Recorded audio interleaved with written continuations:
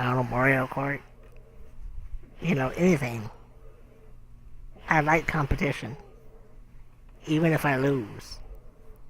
It's just one of those things. So, anyway, enough about me.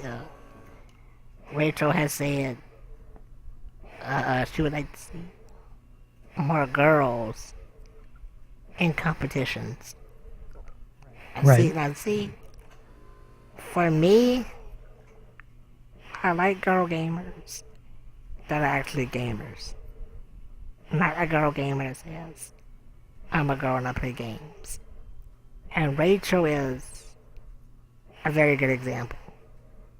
Because Rachel plays a lot of Call of Duty. And she's great at it. But she doesn't advertise herself as a girl gamer. She advertises herself as a gamer. And that's what I want to see.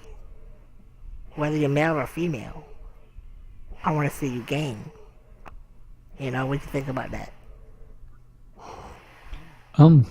Well, I mean that's a great point. I mean, you kind of hit the nail on the head because when you try and take people, like you say, and consider one like a girl gamer and one just a gamer, then you kind of put like an outlier there, and that's what ends up causing hatred in many times. That's you put these people in a different position. You take women and you put them in a spot and you call them girl gamers, and by that you're isolating the rest of the pack, almost like saying they're not a gamer, they're a girl gamer. So everyone go watch, and by doing that you cause tension. Like it's different. It's a bit mean, and I think it's because as men, because gaming is still mainly male dominated, we do this without even noticing we're doing it. We'll say she's a girl gamer. No, she's just a girl who plays games, and that puts her as no different from any other man playing a video game. It's not like we're physically, yes, we may be different, but that doesn't take away from our ability to play video games. We're not running, we're not athletes out running miles. We're playing video games, and that's where I don't think we should separate it in any way. I go into streams, and even on different websites where women, let's say video gaming and video game streaming, is a male-dominated industry. And that is so wrong. I don't think it is. Mm-hmm. I think there's just as many female gamers as male gamers. They just don't advertise themselves as a female gamer. They say, I'm a gamer. Like me and like you. Yeah. I mean, there's from some recent polls you can see it. Apparently, there's a lot of female gamers, and to the point to where I think it's like 40% of all gamers are female nowadays, and it's probably always been that way, but we've always stigmatized it as the guy living in the basement playing video games, and never accepted that it's something that just everybody does. Everyone plays games nowadays. Celebrities play games. Look at E3. Exactly. For what was it, Battlefield? It was spent about what celebrity they could get to endorse their video game. I mean, that's what it's becoming. It's who's the best celebrity we can to get to endorse our game, as if it's a movie now. I mean, which shows that we've opened up the market more than we've opened it up to the casual gamer, not just the intensive or extreme gamer. And it's always good, but it's always going to have its backlash as well.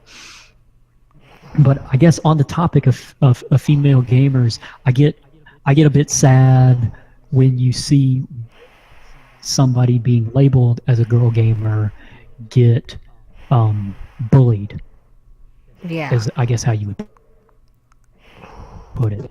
Because other people want to label them as a female gamer as opposed to just a gamer, some men and men with I have to say they have to have like an inferiority complex or something to go in and bash on anybody is terrible. But women get it worse, and that's it's obvious. You can see it, just with you'll watch one of your friends who is female, and you will see them get bashed worse than any male would, and that's not fair. Right. Yeah, Vale brings up a good point. It also plays back on the men don't. I don't think men, and many times, take women as seriously as they should. We are equal in terms of we're counterparts.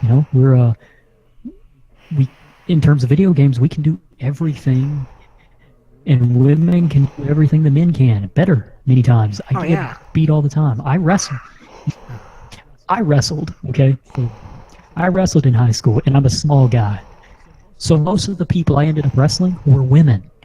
And I got beat all the time by girls. And people would always come to me, my bigger friends, the ones who were like 180, 190 pounds, 200-pound men. They would say, "You got beat by a girl, man." And I said, why are you saying that? Like, why? Because she's a girl, she can't beat me. That's not fair. She's been at this a lot longer. She's better. She knows what she's doing. This isn't wrestling as far as we knew it was technique. It wasn't who was the biggest, baddest, strongest dude out there. It was who's got the best technique, who was good at it. And you beat me. I didn't cry or sigh or say anything. That's just how it is. Yeah, it's a competition. It's competition. I mean, it's like destiny. Me and Zell joke all the time that she's a better shot than me. Like, I can honestly tell you. Zell is a very much better shot than me. Especially sniping. Close range, I could probably take her. But off in the distance, Zell whoop me up.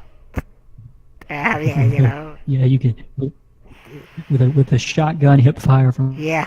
there.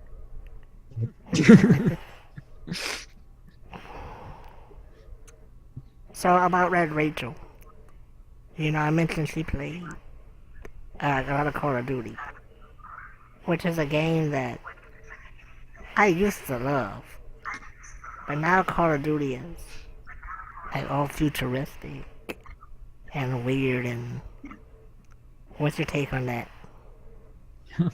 We're gonna bring up a topic that we try and stray away from in the podcast, but the Call of Duty and Battlefield 1.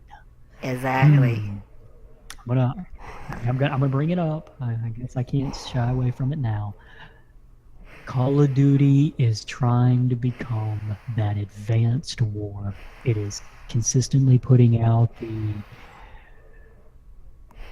the same they want enough, and I think gamers were tired of new stuff. They wanted to see the old again, and Battlefield just happened to pull it off and say we're gonna redo some of the older wars, and everyone said absolutely, because we're tired of the advanced stuff at this point. So Yeah, I have to say they all that mech stuff. they've pushed the boundaries. Yeah, I mean,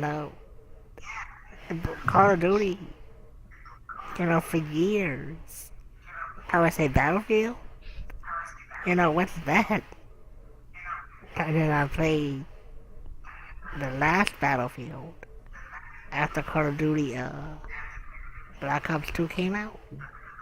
And I love Battlefield because it was back to the basics. Whereas Call of Duty was, I'm running up walls. I'm Superman, pretty much. Yeah, you're Superman. Yeah. You've got your exosuit. I mean, and it's all futuristic combat right now. I mean, I think later, I think probably their next game after Infinite Warfare, they will go back. They will do something like World War One, World War Two. They, we possibly. It's been a while, so I see them going back, especially with all the backlash they're getting right now. But it comes at a really BF1 comes at a good time. It does. Yeah. It comes at the time that everybody wanted to go back. Call of Duty made the rash decision to say no, we're going future again. Everybody in uproar was like, no, we don't want to go to the future. And do we not just want to go to the future? You're going to redo Modern Warfare, and you're going to make me buy Infinite Warfare just to get Modern Warfare, the game that I actually want. They've pissed people off to an extent. So it's Call of Duty, and they'll sell, and everybody will buy it, and everyone will be happy with it. Probably, well, not everybody will be happy with it, but BF1 is going to come in and do better than they ever have. Yeah. And because of that, if they run it real well, if BF1 does so good when they make their next game, if people will be so ready for the next game that Battlefield is to bring out, that they gotta live up to that hype again. And if they don't, they're gonna fall right back down to Call of Duty being the king, because Call of Duty's still gonna be the king regardless if one does. Exactly. Because Call of Duty's just so well known. And they'll battle it out for sales, but if Battlefield wants to pass them, they have to do consistently better on the next game and the next game, just to have a chance of catching them in any way, becoming that first-person shooter that everybody plays. Hey, Count Elmo, thank you for that host, my friend. Is Count Elmo in here? Yeah, thank you for the host. He's the one guy who doesn't want me to talk about this game. So he just missed it. Yeah, he probably left too. So, back to talking about Twitch. Being a TV thing. Okay. What about, Twitch is more than just, gaming. I mean, here we are, and we're just talking. And there are tons of streams that do, all kinds of things, Music, creative. I mean... You're right. What do you think of streams like that? Oh, okay, Rachel. Well... Gracias for coming. And, buenas noches. See you, Rachel. The creative stuff is getting really intense, as I was saying earlier. They're in near the Twitch headquarters, which is San Francisco, correct? Correct me if I'm wrong. I'm pretty sure it's San Francisco. I have no idea. They are opening up they've got an art area for all their creative people. They've been inviting creative partnered streamers to Twitch headquarters to design stuff and selling it and other things like that. They're getting really big with this creative stuff. Now the music, they've gotten lax on that, and maybe they're going to come back to it later, but I don't know. I think that the creative stuff's really going to jump, though, and people are going to it's going to be the thing. There's a question for you from Theo. What do you think of people co-streaming? Co-streaming? Yeah. I love co-streaming. Now, I can say this. I like co-streaming when it's done on one stream. I don't like co-streaming when it's done on two streams. I agree. Because I can't watch two streams at the same time because I don't have very strong internet connection. So they both end up lagging for me, and then I'm just pissed and I say, fuck it, I won't even watch. But I love co-streaming because having somebody there with you, you get to play off of. It's like being able to have your friends when you're streaming. You can see it when you watch people stream with other people, even when they're doing separate streams. just having that person there to talk to is always a huge benefactor. Like it's big having someone to talk to, because when you're on your own, you have to talk to yourself. When you're